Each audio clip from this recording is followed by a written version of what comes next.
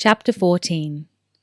The drinkers in the taproom of the cracked Flanagan looked up as the door opened and an icy draught swirled into the smoky room, bringing with it a flurry of snow. "Close the door!" snarled a heavily built wagoner by the bar, not even bothering to turn and see who had entered. Other drinkers did, however, and there was a stir of mild interest as they saw that the newcomer was a stranger. Such travellers were few once winter put its icy grip on Norgate Fife. The fields and roads were covered with deep snow as often as not, and the temperature, driven down by the chill of the constant wind, often dropped below freezing. The door shut, cutting off the icy blast from outside, and the candles and fire settled down from the mad dance the wind had set them to. The newcomer threw back the deep cowl of his black and white patterned cloak and shook a thick powder of snow from his shoulders. He was a young man, the light growth of stubble on his face marking him as no more than 20 or so. He was a little less than average height and slight of build. A black and white border shepherd had slipped softly into the room with him, eyes fixed on his face, waiting for a command. He gestured to an empty table near the front of the room, and the dog padded silently to it, sliding her forepaws out in front of her till she lay stretched out on her belly by the table. Her eyes continued to roam the taproom, however, belying her relaxed appearance. The young stranger now loosened his cloak and spread it over the back of the chair to dry in the fire's heat. The few remaining flakes of snow that clung to it quickly melted to water, then rose as steam in the fire's heat. There was a further murmur of interest as those present saw what the young man had been carrying under his cloak. He placed a hard leather instrument case on the table. If travellers were rare in winter this far north, so was entertainment, and those present saw the prospect of a more interesting night than they had anticipated.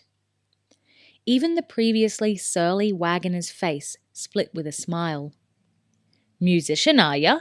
he asked expectantly, and Will nodded, smiling in return. "An honest jongleur, my friend, making his way through the bitter cold of your beautiful countryside." It was the kind of easy, joking reply that Berrigan had coached him in over the 2 weeks they had travelled together, stopping along the way at more than a dozen inns and taverns like this one. Some of the other drinkers moved a little closer. "So, let's have a tune then," the wagoner suggested. There was a murmur of assent from the rest of the room. Will considered the request, cocked his head to one side for a moment. Then he raised his hands to his lips and blew on them. Smiling, he replied, "It's a bitter night out there, my friend. My hands are close to frozen." "You could warm them round this," another voice told him. He glanced up and saw that the tavern keeper had moved from behind the bar to place a steaming tankard of mulled wine on the table in front of him. Will wrapped his hands around the warm container and nodded appreciatively as he sniffed the spiced, aromatic steam rising from the tankard. "Oh yes, that would certainly seem to do the trick," he replied. The tavern keeper winked at him. "On the house, of course," he said. Will nodded. It was no more than his due. The presence of a jongleur would ensure that the inn did excellent business that night. The drinkers would stay longer and drink more. Will took a deep sip of the wine, sighed appreciatively, then began to unbuckle the straps fastening the mandola case. The wood on the instrument was cold to his touch as he drew it from its shaped resting place, and he spent a few minutes retuning. The sudden change from the icy cold outside to the warmth of the tavern had thrown the strings hopelessly out of tune. Satisfied, he strummed a chord, made another minor adjustment, and looked around the room, meeting the expectant gazes of its occupants with a grin. Perhaps a few songs before my supper, he said to no one in particular, then added, I assume there is supper. Oh, yes, indeed, my friend, the tavern keeper replied quickly. A fine lamb casserole that my wife made, with fresh bread, boiled peppered potatoes, and more wine. Will nodded. An agreement had been reached. So it's a few songs, then my supper, then more songs. How does that sound? He asked. There was a chorus of approval from the room. Before it died away, he launched into the jaunty introduction to Sunshine Lady. Sunshine Lady, color of sunshine in your hair. Happiness is the gown you wear. I would follow you anywhere, my Sunshine Lady. He looked up, nodding encouragement to the small crowd in the taproom as they joined in on the chorus of the popular country love song, tapping their wine mugs on the tables and singing in rough voices. Spread a little light around, Sunshine Lady. Isn't it true I love you, la-di-da-da-da. Spread a little love around, Sunshine Lady. You're the one who lights up the sun. Then, as he reached the second verse, they fell silent, leaving the singing to him until the chorus again, when their voices joined with his once more. It was a jaunty, bouncing little song, an ideal beginner, as Berrigan described it. It won't be the best song in your repertoire, he had said, but it's bright and lively and well known, and it's a good one to break the ice with an audience. Remember, you never throw your best song away first. Leave yourself somewhere to go. Now, as Will reached the final chorus and the room joined with him yet again, he felt a warm flush of pleasure. It grew inside him as he sounded the final chord, and the inn-patrons broke into a clamour of applause. He had to remind himself, and not for the first time, that this was a role he was playing, that he wasn't really a jongleur, and his purpose in life was not really the applause that rang out so freely. Although sometimes, at moments like this, it was difficult to remember. He did another 4 songs for them: Harvest Sunday, Jessie on the Mountain, Remember the Time, and The Runaway Mare, a hard-driving song with a galloping rhythm that had fists pounding and feet tapping throughout the room. As he finished the last, he glanced down at the dog, lying with her eyes glued to him, and mouthed the word dragons at her. Instantly, the dog came to her haunches, threw back her head, and barked long and loud, just as he'd taught her to do in the weeks they had been on the road. Dragons was their alarm word, the signal for her to bark until he told her to stop. He did so now. "What's that, Harley?" he asked her. Harley wasn't her name. He was yet to settle on a name for her. Harley was another code word. It told her that she had done well and now she could stop her barking. Instantly, she fell silent, her tail thumping the boards of the floor twice in recognition that she had played the game properly. Will looked up at the expectant crowd and spread his hands in apology, grinning at them. "Sorry, my friends. My manager here says it's time for me to eat.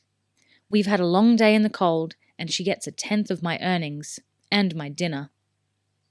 A gust of laughter rang around the room. They were country folk, and they knew a well-trained dog when they saw one. They also appreciated Will's gentle way of reminding the tavern keeper that he was owed a dinner. It wasn't long in coming. One of the serving girls hurried a steaming plate of the lamb casserole to his table. Without his mentioning it further, she also set down a bowl of meat scraps, bones, and gravy for the dog. Will smiled his thanks to her and nodded to the man behind the bar. The tavern keeper, busy refilling tankards for people whose throats were dry from singing, smiled widely at him. "Does your horse need tending, young man?" he called, and Will replied, through a mouthful of stew, I took the liberty of putting my horses in your barn, tavern keeper. It's too bitter a night for them to be left outside. The tavern keeper nodded his agreement, and Will dug in once more. The lamb casserole was delicious. The wagoner, who had seemed so ill-tempered when he first arrived, now made his way to the table where Will sat eating.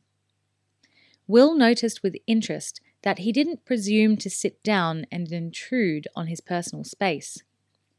He'd already learned that in taverns like this, the people afforded jongleurs a certain respect.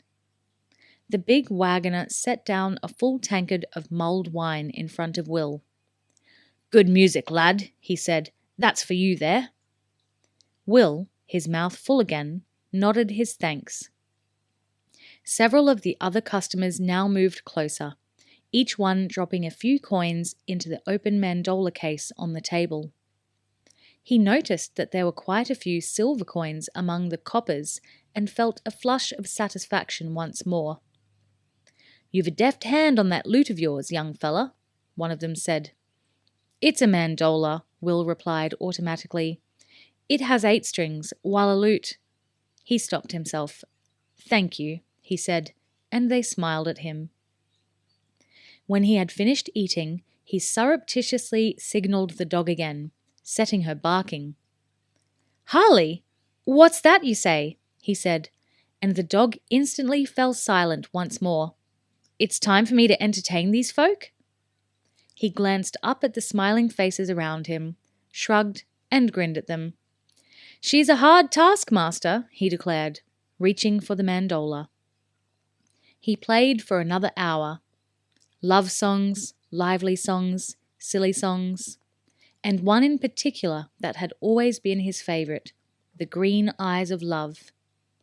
It was a haunting, sad ballad, and he sang it well, although, to his annoyance, he stumbled slightly on the instrumental line in the middle 8 bars. As he finished it, he noticed 1 or 2 people wiping their eyes, and again felt the pleasure known only to performers when they reach into the hearts of their audience. As he had played, the coins had continued to find their way into the mandola case. With some surprise, he realized that he would not need to delve into the travelling money that Crowley had advanced him. He was more than paying his own way. The tavern keeper, who had left the bar to one of his serving girls and come to sit close by Will, glanced at the water clock that dripped slowly on a mantel. "Perhaps one more," he said, and Will nodded easily. Inside, he felt a tightening of his chest. This was the moment he had built to over the night, a chance to get the locals talking about the strange events in Norgate Fife. It was one of the advantages of taking the guise of a jongleur. As Berrigan had told him, country people are suspicious of strangers, but sing to them for an hour or so, and they'll think they've known you all their lives. Now he strummed a minor chord sequence and began singing a well-known nonsense song. By a muddy ditch, a drunken witch, in a voice that was coarser and coarser, sang like a crow so people would know of her love for the cross-eyed sorcerer. He sensed the change in the room the moment he began singing. People exchanged fearful glances. Eyes were cast down, and several actually moved away from him. He began the chorus. "Oh, the cross-eyed sorcerer was called Wally Gelly. He had breath like a goat and a big fat belly on a nose that—" He let the song tail away, as if noticing the discomfort among his listeners for the first time. "I'm sorry," he said, smiling at the room. "Is something wrong?" Again, glances were exchanged, and the people who just a few moments ago were laughing and applauding him were now unwilling to meet his gaze. The big wagoner, obviously troubled, said in an apologetic tone, "It's not the place or time to be making fun of sorcerers, lad." You weren't to know, of course, the tavern keeper put in, and there was a chorus of assent. Will allowed the smile to widen, keeping his expression as artless as possible. I wasn't to know what, he said. There was a pause, and then the wagoner took the plunge. There's strange things happening in this fife these days, is all. And these nights, added a woman, and again a chorus of agreement sounded. Behind his innocent, inquiring expression, Will marvelled at Berrigan's insight. You mean something to do with sorcerers? He asked in a hushed voice. The room went silent for a moment, people looking fearfully over their shoulders and towards the door, as if expecting to see a sorcerer burst in at any moment. Then the tavern keeper answered, It's not for us to say what it is, but there are strange goings-on, strange sights. Particularly in Grimsdale Wood, said a tall farmer, and once more others agreed. Strange sights and sounds, unearthly sounds they are. They'll chill your blood. I've heard them once, and that's enough for me. It seemed that once their initial reluctance was overcome, people wanted to discuss the subject, as if it held a fascination for them that they wanted to share. What sort of things do you see? Will asked. Lights mainly, little balls of coloured light that move through the trees, and dark shapes, shapes that move just outside your vision's range. A log fell in the fire, and Will felt the hairs on his neck prickle. This talk of sounds and shapes was beginning to affect him, he thought. 200 kilometres to the south, he could joke about it with Holt and Crowley. But here, on a dark night in the cold, snow-driven land of the north, with these people, it seemed very real and very believable. And the night warrior, said the wagoner. This time, silence fell over the room. Several people made the sign to ward off evil. The wagoner regarded them all, his face flushed. Oh, believe me, I've seen him all right. Only for a second, mind, but he was there. What exactly is he? Will asked. Exactly? Nobody knows. But I've seen him. He's huge. A warrior in armour, as tall as 2 houses, and you can see through him. He's there, and then he's gone before you're sure you've actually seen him. But I know, I saw him all right. His gaze swept the room again, challenging the others to tell him he was wrong. That's enough talk of that now, Barney, said the tavern keeper. People have a way to go to reach their homes this night, and it's best not to talk about such matters. From the mumble of agreement, Will sensed that there would be no further discussion this night. He struck a chord on the mandola. Well, I agree. This is no time to sing about sorcerers. Perhaps we should finish with one about a drunken king and a staggering dragon. Right on cue, the dog barked again, and the dark mood in the room receded instantly. What's that, Harley? You agree? Well then, we'd better get to it. And he launched into it straight away. Oh, the drunken king of Angledart could blow out candles with a fart, but the world never knew of the courage in his heart, till he slayed the staggering dragon. Oh, the staggering dragon had 4 knocked knees, and he staggered around and knocked down trees, and he burned his behind every time he sneezed with the flames of his dragon breath. Laughter swelled up in the room, and the black mood was dispelled, as Will laid out the tale of the knock-kneed staggering dragon and the king with serious digestive problems. He was accompanied by the dog's enthusiastic barking every time he mentioned the word dragon, and that added to the laughter. It would never do at Castle Araluen, he thought, but it certainly did the trick here in the cracked flagon.